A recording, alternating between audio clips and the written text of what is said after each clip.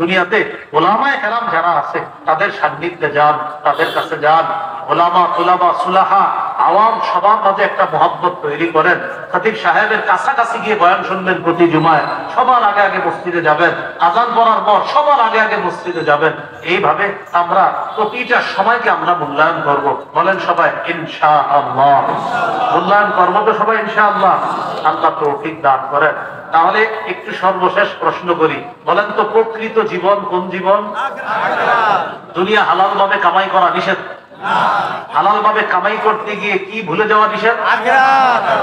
আল্লাহ আমাদের সকলকে দুনিয়ার সামনে রেখে নয়, বরং আখিরাত সামনে রেখে যেন দুনিয়াতে আমরা চলতে পারি। আল্লাহ তৌফিক দান করেন। সুবহানাল্লাহি ওয়া বিহামদিহি, সুবহানাকাল্লাহুম্মা ওয়া বিহামদিকা, আশহাদু আল্লা ইলাহা ইল্লা আনতা, আস্তাগফিরুকা ওয়া আতুবু ইলাইক।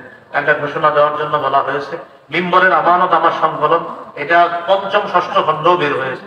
আগে ছিল 4 খণ্ড, এখন পঞ্চম ষষ্ঠ খণ্ড অনলাইনে পাওয়া যায়। তাদের যাদের লাগবে অনলাইন থেকে সংগ্রহ করবেন। পঞ্চম খণ্ডের আলোচনা হলো ইসলামের প্রথম ভিত্তি নিয়ে, ষষ্ঠ খণ্ডের আলোচনা ইসলামের দ্বিতীয় ভিত্তি মানে নামাজ নিয়ে আলোচনা। আজকে একদল তারা এখানেও নিয়ে এসেছে কিতাবগুলা, তো অনলাইনে যেই টাকায় পান এখান থেকে হয়তো তারা আরো কমে দিয়ে দেয়। তো আপনাদের যাদের লাগবে এখানে ওরা গাড়িতে নিয়ে এসেছে, বাকি গাড়িটা যে গাড়িতে নিয়ে এসেছে ওই গাড়িটা আবার আমি নিয়ে এসেছি, এই জন্য গাড়ি থেকে সংগ্রহ করতে গিয়ে গাড়ির কাজ ভাঙা যাবে না, ঠিক আছে? এই জন্য আপনারা গাড়ি থেকে যদি সংগ্রহ করেন ওদের থেকে সংগ্রহ করতে পারেন।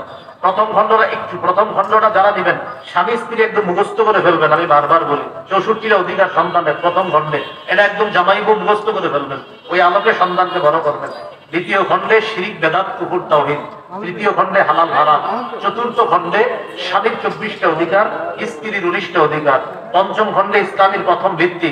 আমাদের মুফতি হাবিবুল্লাহ মাহমুদ কাসিম সাহেব যে বিষয় নিয়ে আলোচনা করেছেন এটা পঞ্চম খণ্ডের আলোচনা। অর্থাৎ হুজুর তো আলোচনা করেছেন আপনার ওমাতাশাউনার উপর ইমানে মুফাসসালা মুজমাল নিয়ে, তো ওখানে বিস্তারিত আলোচনা। আর ষষ্ঠ খণ্ডের আলোচনা হলো ইসলামের দ্বিতীয় ভিত্তি নামাজ নিয়ে আলোচনা। আল্লাহ আমাদের